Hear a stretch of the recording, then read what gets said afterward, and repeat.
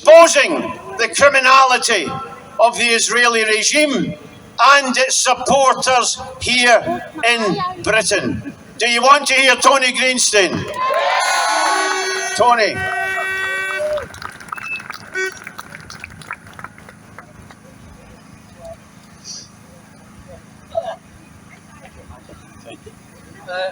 We will see. Right, thank you, friends, comrades, and anyone else who I haven't included. Thank you for inviting me to this wonderful demonstration. We are in the 6th month of incessant Israeli bombing of the Gaza Strip.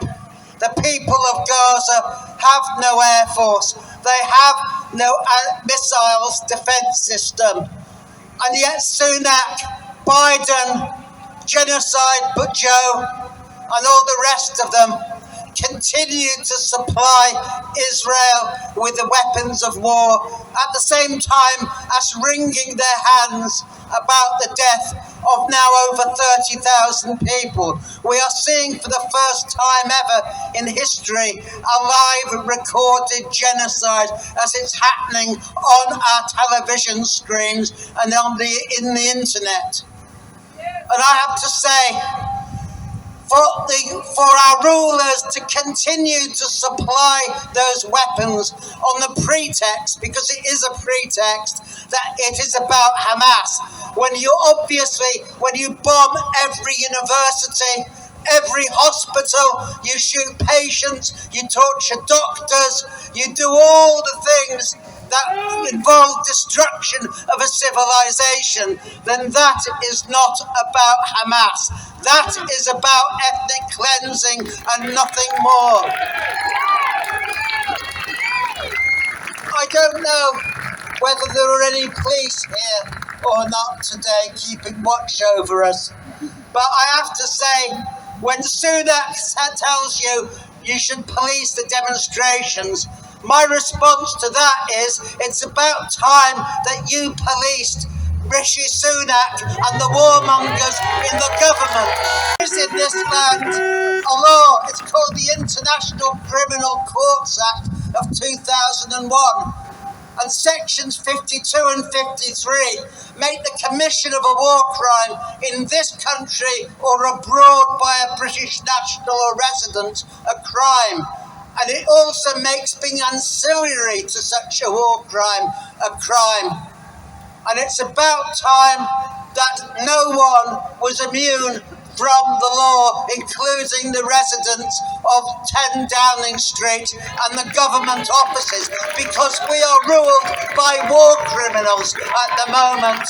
And those war criminals have the cheek and the audacity to accuse us of hate. I'm sure some of you have heard of George Orwell, because he wrote some important essays on the use of political language and newspeak. The idea that you say one thing when you mean another. You say black when you really mean white. They accuse us of hate. There is nothing hateful about this demonstration or the monster demonstrations in London and elsewhere. We are marching against war, against the destruction and the bombing and the death of civilians, including young children. There is nothing hateful about that. The hate mongers are the warmongers, the ones who supply the weapons. And I want to say something about the so-called Jewish state, Israel. When I listened to Dr. Strangelove, which is Yoav Gallant, the defense minister for Israel, at the outset of the war, he said, we are going to deprive these human animals of food, of water, of fuel. I have to say to those who claim, because Israel claims to inherit the memory of the 6 million Jews who died, I have to say, you don't inherit the memory of the Jews who died. You inherit the memory of those who killed the ones who died. That is the difference. The term human animals was used by Heinrich Himmler the head of the SS, which perpetrated the final solution, when in October the 4th, 1943, addressing his own senior SS generals, he described the Jews of Eastern Europe as human animals. And when he talks about starving the people of Gaza out, what he's doing is following the Nazi governor of Poland, Hans Frank, who talked of death by hunger. So I say to the Zionists, you inherit the mantle of the Nazis. You have nothing to do with the Jewish people historically. And if Einstein, Freud, Spinoza, and all the other great Jewish people like Marx were around today, they would turn in their grave. You are not a Jewish state, you are a satanic state. You are a state of the United States. And when Rishi Sunak and Suella Braverman confesses to be worried about the rise of anti-Semitism and the rise of hate, coming from Braverman, someone who dreamed of sending refugees and asylum seekers to Rwanda, that is a bit rich. If any woman symbolised hate, it is Suella Braverman and all those who surround her. What they are doing is projecting their own particularly nasty makeups onto us, and we won't have it, because we know who are the hate mongers. We know who divides and rule. It is them, it is not us. Now I have one or two other things to say. This was not, of course, about October the 7th, but what they're doing about October the 7th, because when Sunak came rushing out of Downing Street after the victory of George Galloway, there was only one thing he could say about the situation in Gaza, and that was October the 7th, when 1,150 Israelis died, 400 of them soldiers, and half of them killed by their own troops. They're trying to weaponise all sorts of myths and fables, such that it was a rape orgy and so on. But they're not getting away with it. But Sunak did not have it in him, and no Tory politician or Starmer has it in them to say anything about the 30,000+ civilians who've died in Gaza. The racism of them shines out above all and anything else.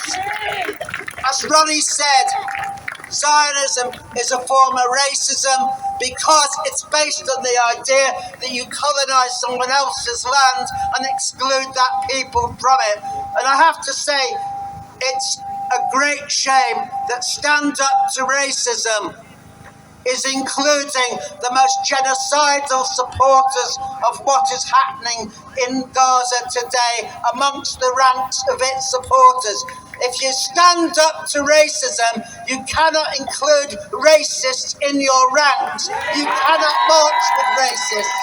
And my message to Stand Up to Racism and the Socialist Workers' Party is that you should put clear red water between you and Glasgow Friends of Israel and all the other Zionists that you have been marching with. They are not your friends, and of course they are not our friends.